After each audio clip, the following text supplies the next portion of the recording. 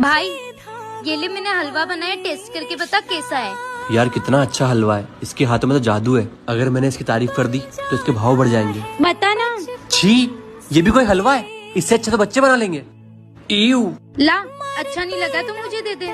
अरे लाला, खा लूंगा मैं, अब बनाया तो खाऊंगा ही ना। तुझे पता नहीं है क्या, खाने को वेस्ट नहीं करते। बंध के रक्षा बंधन से। भाई मैं कैसी लग रही हूँ?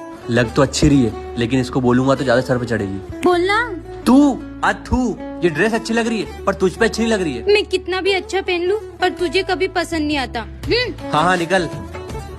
छोटी, कहीं जा रही है क्या? हाँ, वो कल मेरी फ्लाइट है ना, तो मैं ट्रिप पे जा रही हूँ। कितने दिन के लिए? 1 हफ्ते के लिए।